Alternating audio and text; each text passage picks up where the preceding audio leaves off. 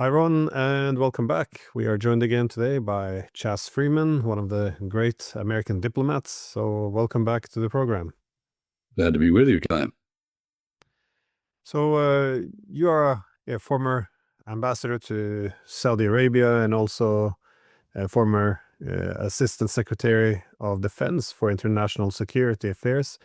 So, I wanted to ask you about your part of the region, that is the Middle East, as a lot of things appear to be shifting.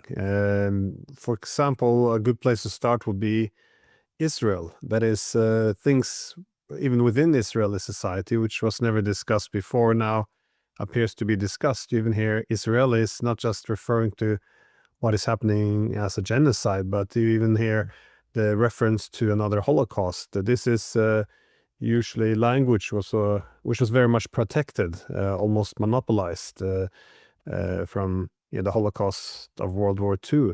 I was wondering how you interpret what is happening within Israel itself at this moment. Well, I think vocabulary does matter. How things are described matters. This is the annihilation of the Palestinians in Gaza is described as a war, but nobody would have described the Holocaust as a war. It occurred during a war, but it was a separate function. And I think this is also true of Gaza. And people in Israel, have reacted in various ways to the perpetuation of what they see as a hostage crisis. Nobody mentions, of course, that some 5,000 Palestinians have been taken hostage, locked up with no charges during this period. There are a few live hostages left in the hands of Hamas and maybe other Islamist groups in Gaza. Most are dead. The ones who are alive are suffering from the same famine, Israeli-imposed food shortages, water shortages that everybody else is. I thought it was very interesting, however, to hear some Israeli reactions that, well, Jews, again, look like they did in the Holocaust. Well, everybody in Gaza looks like they did, like Jews did, and Poles and liberals and Romani in the Holocaust. So this is all very, there is quite a shift going on. Israel has lost its support in much of the world, that is the West. It retains support from the Republican Party, apparently, the majority of Republicans, but it's down to about 6% of Democrats in the United States. And many Holocaust scholars, genocide scholars, have come out and said what needed to be said. This is a Holocaust. This is a genocide.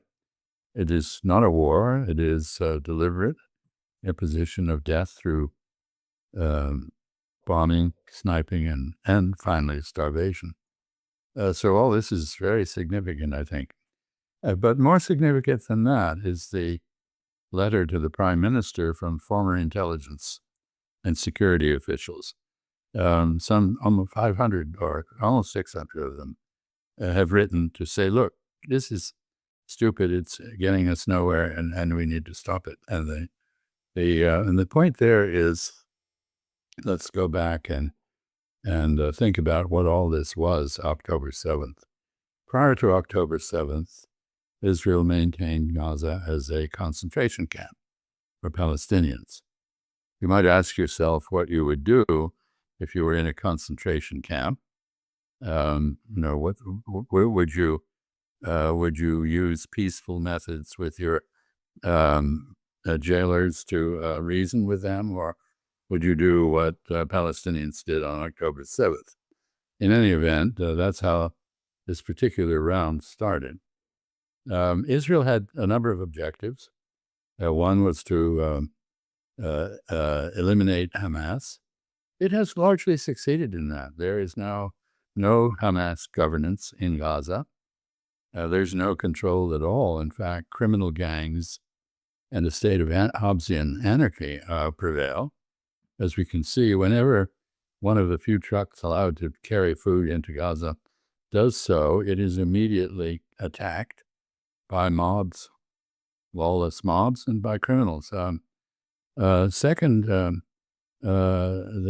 Israelis wanted to take advantage of this to eliminate the Palestinian presence in Gaza. They haven't done that, but they're on their way to that. The starvation is now increasing exponentially, and we're only days away from mass death, I think. And in the meantime, the effort to concentrate Palestinians in the small part of the southern Gaza, which has been razed to the ground, so there's nothing there, proceeds. We have seen the so-called feeding stations established by Israel in cooperation with the United States through the so-called Gaza Humanitarian Foundation, now widely exposed as the equivalent of mouse traps intended to catch mice, or in this case, Palestinians, rather than to feed them. And the most damning evidence of this has come in a classic interview by Tucker Carlson of Colonel Tony Aguilar, a U.S. Army retired colonel who joined the Gaza Humanitarian Foundation and who has exposed its cruelties most graphically, initially by talking about a little Palestinian boy named Amir, who very touchingly approached him and then was murdered by Israeli snipers. So a lot's going on. I don't know that the dissension in Israel is particularly new, but the open expression of opposition by both the retired intelligence and security officers and now even the head of the army, who said, look, we have two options. We can occupy Gaza, in which case we will continue to take casualties, and we cannot be sure that we can militarily eliminate opposition, or we can do what we did before, that is, surround Gaza and besiege it. And we prefer to do the latter. We prefer a siege. So even the army is saying, look, we got to go back to where we started, not continue this. This is all very new, and it puts Prime Minister Netanyahu under a lot of pressure. He's also under pressure from President Trump, who apparently has noticed and admits that there is enforced starvation occurring in Gaza, and argues that it should stop. But it is not stopping. And the performative actions of various air forces, propaganda, drops by parachutes of food are completely inadequate to deal with this situation. And we're being told that malnourished children, will never recover from the malnourishment that they're now suffering. So it's a mess. It's a mess. I don't know what else to say. What do you make of the European governments now, though, who are arguing that they will recognize Palestine, so primarily France and Britain? Well, in all fairness, the British said they would in September, not much like the French, but only if Israel doesn't stop the blockade of food and starving out the Palestinians. Is this just a cynical way of pretending to oppose this while giving Israel another 2 months to wipe out more of Gaza? Or do you see this as well, they knew this was going on for 2 years. Is it why do you see this now being pushed by the Europeans? Is it just a performative act? Because if they were truly horrified by what is a genocide, one would have expected a sanction or two, or I'm not sure exactly what the recognition of Palestine is supposed to achieve in regards to this genocide, which you are saying is intensifying. Well, this is an extension of previous European, the previous European approach. For a long time, Europeans hid behind the so-called peace process when there was no process and no effort really to make peace. And then they started to chant in favor of the two-state solution, but they did nothing whatsoever to implement it. Now they've embraced the two-state solution, but it is almost physically or politically impossible to implement unless they directly confront Israel, which they are not prepared to do. So this is empty talk. It is another example of, I'd say, lofty talk coupled with inaction and cynical empowerment of Israeli cruelties to the Palestinians. And think about this. In September, assuming, of course, a British position is absurd. They will recognize Palestine if Israel does certain things. Well, what has that got to do with the right of Palestinian self-determination? Either they believe in it or they don't. And they bear a special responsibility here because they created this mess in the beginning with the Balfour Declaration and subsequent administration of Palestine in the colonial era. So I think this is a very unappealing, in fact, quite off-putting approach by the British. But let's assume that Macron and the Saudis, who came up with this declaration that they've asked people at the UN to endorse, it's not a resolution, therefore it's not vetoable, but it is likely to attract a great number of supporters. Let's ask what happens if, in fact, in September, during the UN General Assembly, France, let's say, recognizes Palestine as an independent state. That doesn't create an independent state of Palestine on the ground. It does nothing. It's entirely symbolic. And that is a reminder that this is not support for Palestinian self-determination. It is a slap in the face for Israel. And that is very clear in the British formulation. If you don't do the right things, we're going to punish you by doing something you don't want us to do. It's all aimed at Israel. It's all aimed at domestic public opinion. You use the word cynical. I think that's very appropriate. What are the other pressure points, though, besides these statements from Europeans about a possible recognition 2 months into the future? Is it, do you have any overview over how the Israeli economy, its security, its ports, energy access, how all of this has been impacted by the war? And I guess I'm looking for some indication to what extent this is actually sustainable, because I do read about a lot of young Israelis, especially linked to the tech industry and other important industries leaving the country. But beyond this, what does the economic picture actually look like? Well, I think you have to keep an eye on, first, the so-called global south. You see an increase in actions against Israel, ostracism of Israel, embargoes of Israel, disinvestment, boycott of Israeli products, export bans to Israel, particularly of weapons. This is increasing almost weekly in reaction to the Israeli operated genocide and other human rights violations. Of course, we haven't even mentioned the fact that they're taking advantage of public attention to other issues to carry out a great wave of ethnic cleansing and annexation in the West Bank. But I think the pressure is beginning to count. People, generally speaking, when you put on embargoes, sanctions, sorry.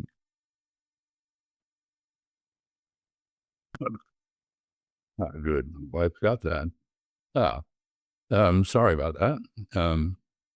Anyway, when you put on sanctions, you basically distort the terms of trade.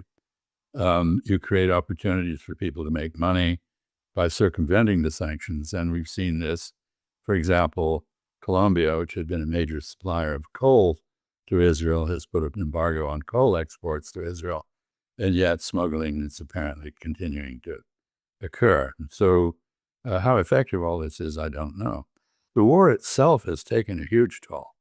The port of Eilat, which is Israel's only outlet to the Red Sea, has essentially been inoperative under Yemeni attack for well over a year.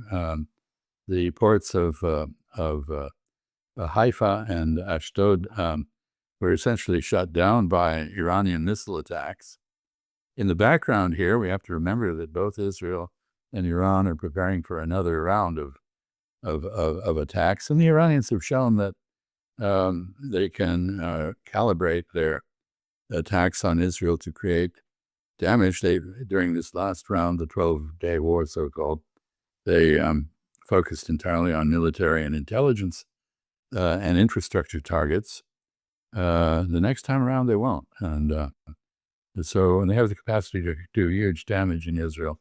And Israel, even with the backing of the United States and European countries, Britain, Germany, and others, was unable to stop the Iranians from hitting their targets. So that's in the background. We've had, I don't know how many tens of thousands. The last figure I saw was quite a while ago, of bankruptcies of small businesses. As you indicated, startups are starting up outside Israel rather than in it. We have an unknown number of immigrants. The Army, basically, when it calls up reserves, is lucky to get a 40 to 50% turnout. The intelligence agencies and the Army leadership, as I indicated, are disgruntled and not supportive of the Netanyahu strategy. The cabinet appears to be essentially paralyzed on a number of issues due to Netanyahu's need to appease the religious fascist element in it, the religious Zionist warmongering part of it, and the Orthodox, the ultra-Orthodox, are refusing to be conscripted and protesting. Politically, they are very important. The Palestinian Israelis are even more alienated than usual. So we have a country that is divided politically, socially, economically, racially, religiously, and almost everyone in the country, including especially the hostage families, is against the prime minister, who's losing his support abroad as well. So this looks like a terminal phase for Israel. How long it will go on, I don't know. In the meantime, of course, the West, despite talking about recognizing a Palestinian state, continues to supply weaponry to Israel to murder Palestinians, mass murder of Palestinians. And the United States is completely complicit, more than complicit. It is a full party to the starvation policy through the operation of these so-called feeding stations in Gaza by a joint U.S. Israeli foundation. There, I would say that once again we have seen a completely cockamamie response to a humanitarian crisis. Do you remember the floating dock that the Biden administration attempted to use to demonstrate that it was really not in favor of starving Palestinians? This is the Gaza Humanitarian Foundation is an even more macabre form of this kind of cynical diversion of attention, political stunt work.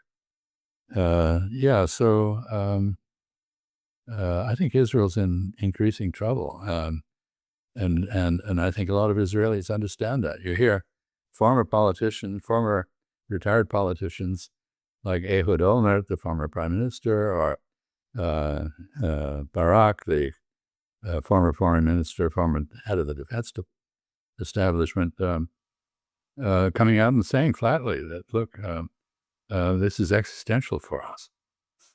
So in the meantime, in the United States, as I was reminded this morning when I turned on National Public Radio, there is beginning to be a little of real coverage of what is happening, but not very much.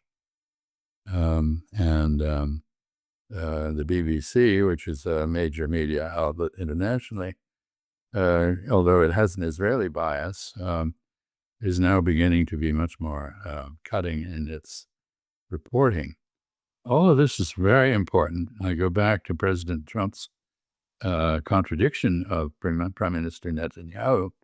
Prime Minister Netanyahu, who has to be the most loathed politician on the planet, said there was no starvation in Gaza, that this was all Hamas propaganda and so forth and so on. He has no credibility at all. But President Trump's world is his knowledge base, his world outlook, his appreciation of current events is driven by the public media, especially Fox News, television. He doesn't pay any attention to intelligence briefings. He forms his opinions by reading, by watching TV.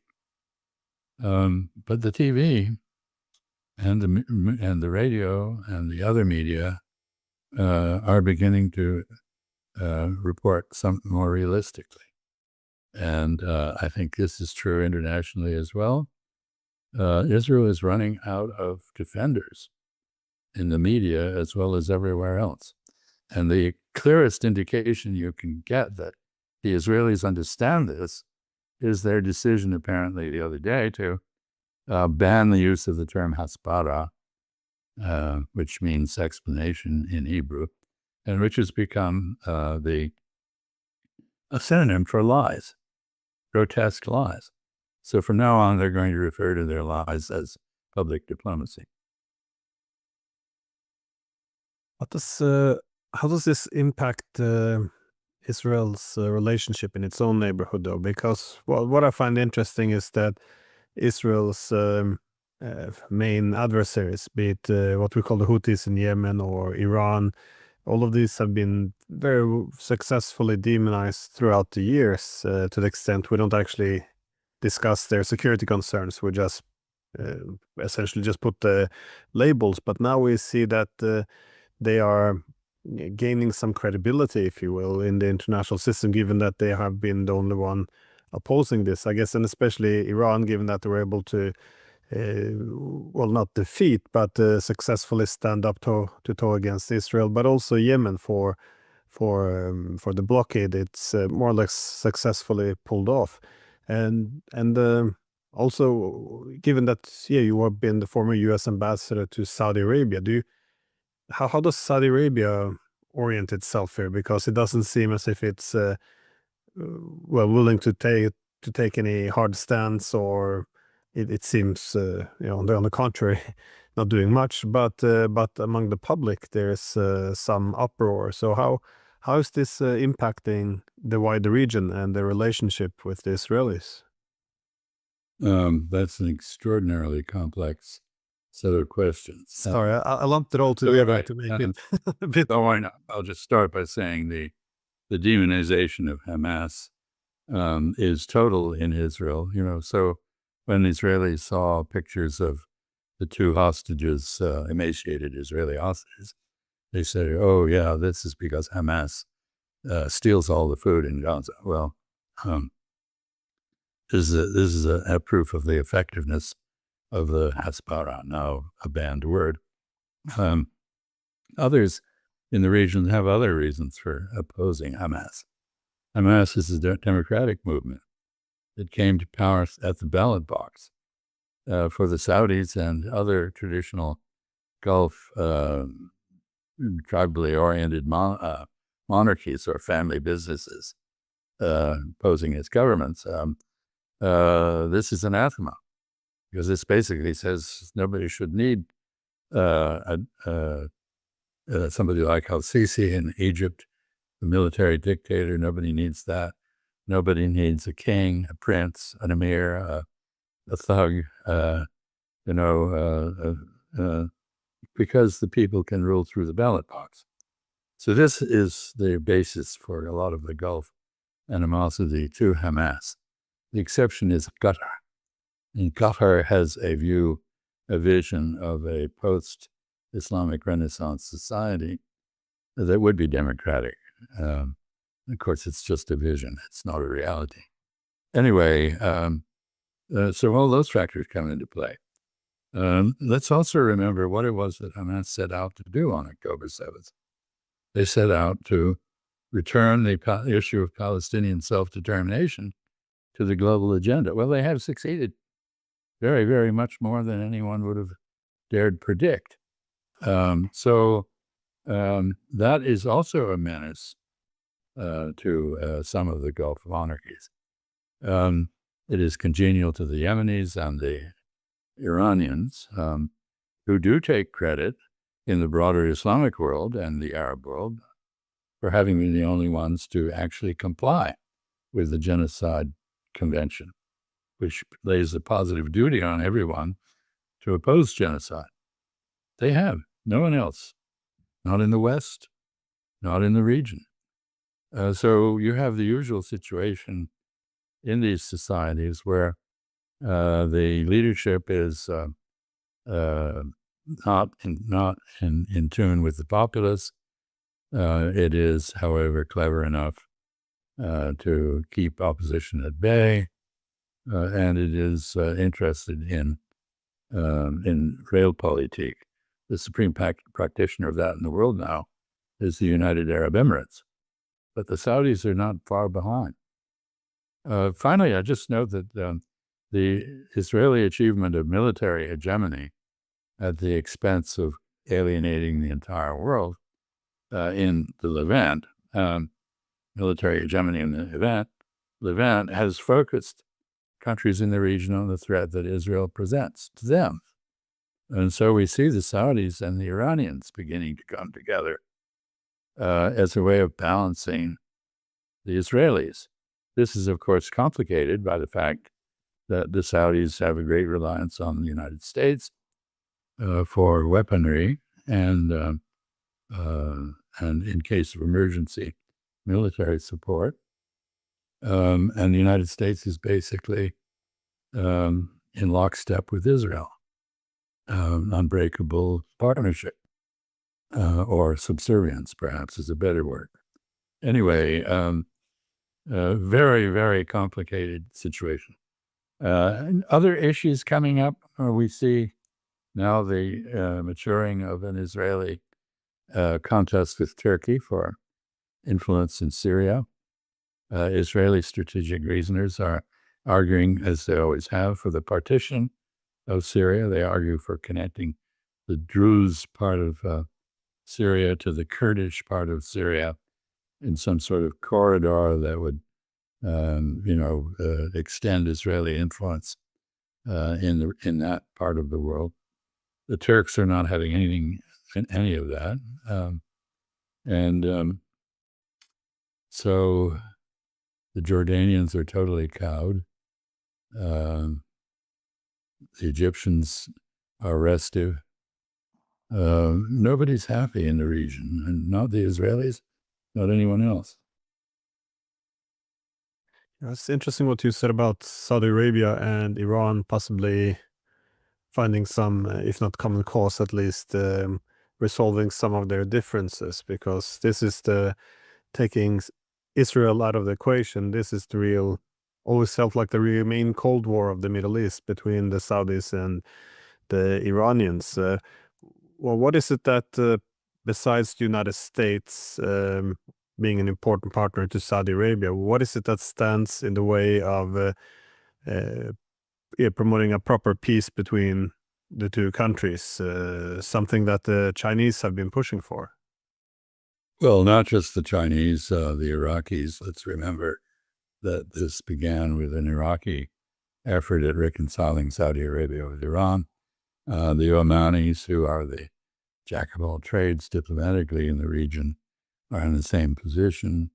So, I mean, really nothing other than the American, Saudi Arabia's dependence on the United States is obstructing an entente between Iran and Saudi Arabia, a limited partnership aimed at balancing Israel. And of course, the great irony is that the United States set out to produce exactly the opposite. That is, a Saudi entente with Israel to balance Iran. That is not a realistic possibility anymore. And the Saudis are always very wary about the Abraham Accords. They're essentially on life support at this point. That is, private businesses are making money because the embargoes have ended and so forth. The Gulf Arab, the UAE, and other Arab regimes that normalized with Israel now openly procure Israeli police state technology, which is the most refined in the world, having been experimented on with Palestinians for decades. So some practical connections have not ceased. The Saudis continue under the table to cooperate with the Israelis on some intelligence matters, and but we're seeing the emergence in the region of what I think the New World Order generally is going to produce, and that is limited partnerships coupled with limited oppositions. There are no "you're with me or against me" kind of alignments. A more complicated practice of international affairs and foreign policy. Well, this is a wider problem, it seems, these days, not only limited to the Middle East. The almost collapse in diplomacy, that is where diplomacy used to exist, that is to look or assess the competing security concerns, look for areas to harmonize or seek a compromise. All of this has been replaced with this ultimatums and threats, and when it doesn't carry through, then there's this shift towards actual military actions. But is this, how do you make sense of this? Because this is not just limited to the Middle East, but isn't this one of the main problems? Because a lot of the objectives which I've seen through Trump, that is, he wanted peace in Ukraine and the forever wars in the Middle East. He wanted to reindustrialize, reorganize international trade so the U.S. could be in a more beneficial position, be more sustainable. A lot of these were, good objectives, which many could get behind, but none. It seems that the diplomatic approach to many of these things were just skirted altogether. Instead, it's all through this, iron fist, just demanding, posing ultimatums, and threatening if they're doing the wrong thing. It seems some, like the Europeans, they're falling for this, as you see with this trade agreement, that they do as they're told, even if it's detrimental to their own interest, and even if it doesn't seem very serious to begin with in terms of ever being properly implemented. But what is this? To what extent do you see this as a driving force, essentially going off a cliff in the Middle East? Sorry, I lumped together too many things that come back. Again, many questions. But I think it's fair to say that the so-called Middle East, meaning the area around Israel in West Asia, is where both diplomacy and international law went to die. You can't have diplomacy working if your objective is promoting the surrender and suicide of the other party. And that's been the basis for all of the dealings between Israel and the Palestinians. Israel has never once put forward a proposal for peaceful coexistence with the Palestinians, nor have its backers internationally really done so. There have been temporizing measures, but that's all they are. Israel deliberately set out early in its history to erode and destroy parts of international law that it found inconvenient. So it invented a doctrine of preemptive attack, which is quite contrary to the UN Charter. It carried it out in practice. It thumbed its nose at the Security Council. It paid no attention to a whole variety of international conventions, and most notably now the Genocide Convention. And so this is the region that has poisoned the well, that has spread lawlessness, the rule of the jungle, if you will, internationally, and it needs to be given credit for that. You mentioned trade agreements. Let me challenge you on that. There are no agreements. There's no meeting of the minds. There's not even a text. There's nothing except a capitulation to an extortionate policy. So these are gangster-like protection racket type agreements. That's quite aside from the fact that the tariffs and so forth that are being imposed make absolutely no sense mathematically or otherwise, and are probably going to damage the United States more than anyone else. So, I mean, this is irrational. But then we have a president who is arbitrary and capricious and disdainful of the law, whether it's congressional procedures or the courts. So he does what he wants, and what he wants is often, frankly, tinged with psychopathic elements. Look at this business of firing the director of the business labor statistics. This is Joseph Stalin, at his worst, did this kind of thing. Of course, she was not shot in the head as Stalin would have done, but the same process. I don't like the news you're giving me. Bang, you're out of here. You could argue that President Trump and his behavior, disruptive behavior, irrational behavior, are the product of the collapse of international law and diplomacy, or you could argue that they are the cause. Maybe they're both. In any event, diplomacy, meaning the art of using measures short of war with minimal coercive elements to persuade others to do things that you believe are in your interest, by persuading them that those things are in their interest, is dead. It's not happening. So, no, it seems so much self-harm going on there, though. But I just want to circle back a bit to what all of this means for Israel, because how steady is the rule of Netanyahu at the moment? Because you discussed the problem within both the economic, the problems with adversaries, the falling support for Israel among at least the public in friendly countries. How long can Netanyahu hold on here? Because it does seem that the pressure is mounting both from within and abroad. Well, first of all, he's not going to step down. You can't persuade someone to stop doing something when, if they stop it, they are in jail or they lose their job and so on. I mean, his fate is directly linked to forever wars for Israel.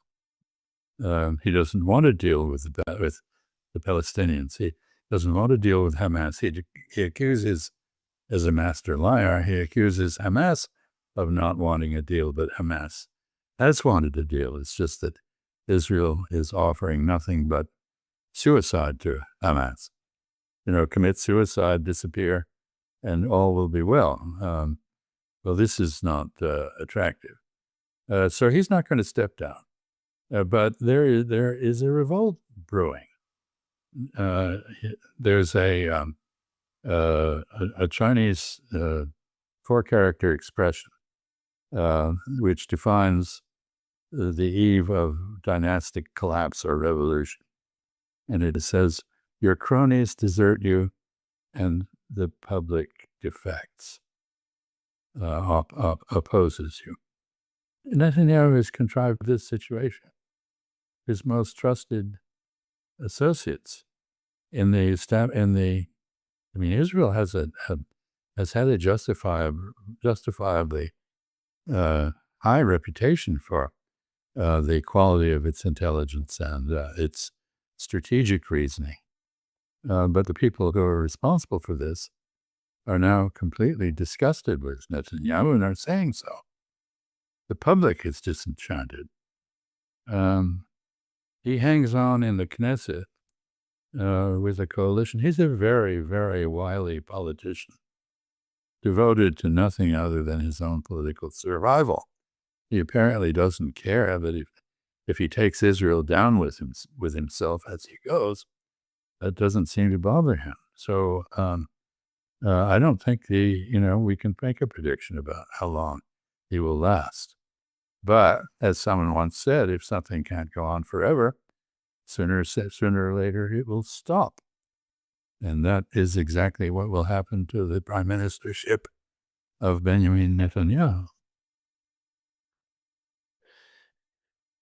It seems as if a lot of this could have been avoided with some proper diplomacy. It's avoided, and those of us in an earlier era who warned about the evolution of affairs in Israel and between the Israelis and Palestinians, and argued that Israel was setting itself up for its own existential extinction, were not regarded as being helpful. We were regarded as enemies of Israel and subjected to the usual smear campaigns and distortions that we see.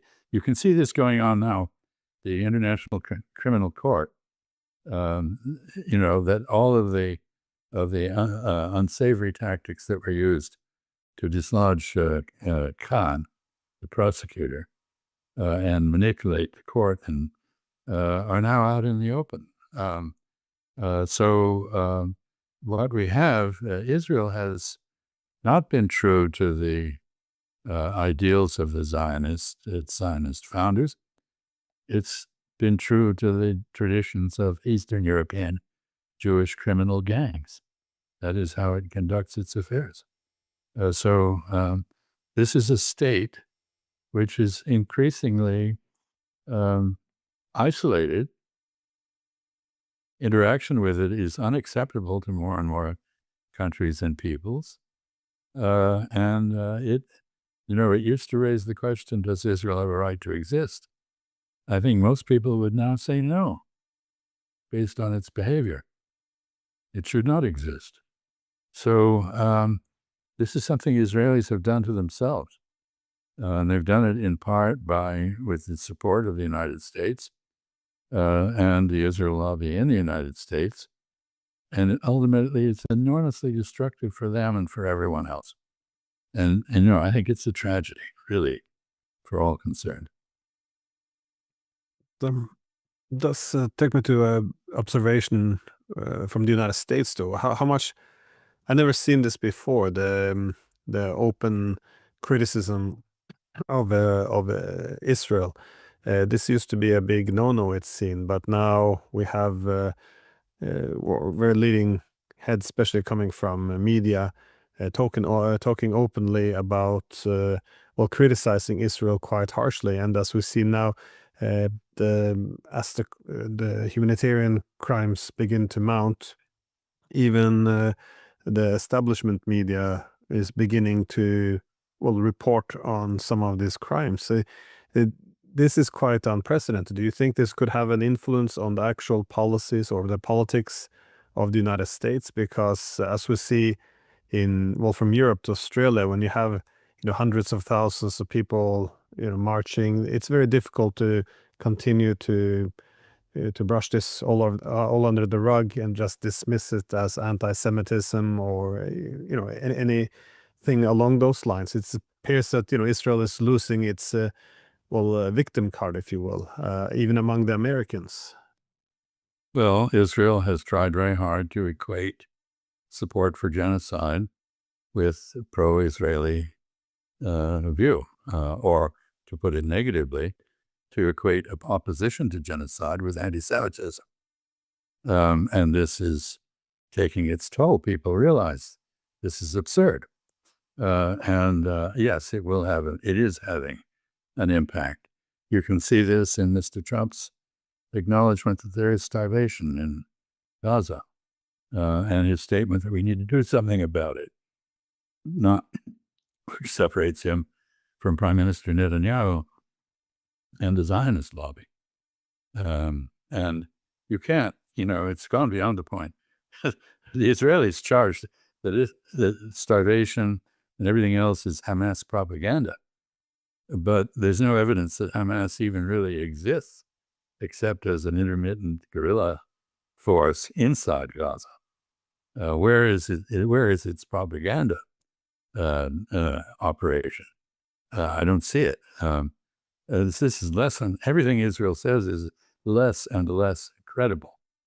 And in the end, reality is what's left when you strip away everything you believed that to prove to be false. And so reality is being exposed. And you even see the New York Times, staunchly pro-Zionist publication, very, very biased on the Middle East, beginning to report straightforwardly on the genocide. The irony being also that within the United States, a lot of the voices going against Israel, be it people such as Jeffrey Sachs, Max Blumenthal, Norman Finkelstein, they all have Jewish backgrounds as well. So the anti-Semitic accusation doesn't always stick that well. They understand very well that if Jews are equated with Israel, which Israel wants to have happen, that they're in trouble. That Israel is resurrecting anti-Semitism. It never entirely went away, but it was not a problem.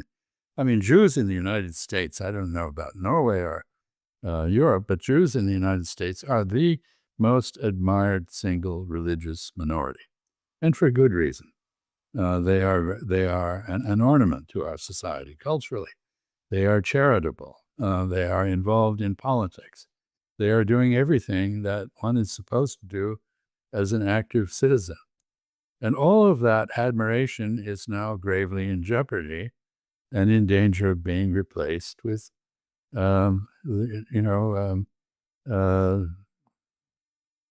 is the word? Accusations that American Jews everywhere, are closet supporters of genocide and the other cruelties. Israel is the most sadistic, has the most sadistic army on the planet, and it's demonstrated that. And it has the most sadistic policies, and it has the least propensity to tell the truth. And all of this is entirely contrary to the tradition of Judaism in the West. And so, there's one American commentator who said that, where Jews are God's chosen people, Israelis are Satan's chosen people. This is where things have gone. Of course, quite aside from the fact that the three people you mentioned are all very honest men of integrity, as Jews, they have a good reason to want to call out what Israel is doing and differentiate themselves and other Jews from Israel and Israelis. Well, Ambassador, thank you so much for letting me take so much of your time. Very much appreciate it. Glad to be with you. I wish we could find a better topic.